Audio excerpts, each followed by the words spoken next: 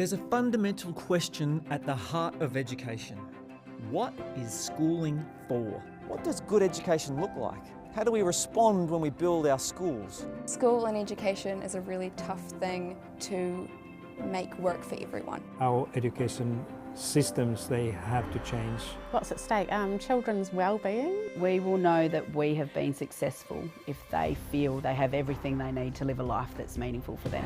We've chosen 3 innovative schools, each wholly determined to enable students to learn with meaning, to control their own lives. A focus that does not include wellbeing does not help get people where they want to go. My kids just have gone from strength to strength.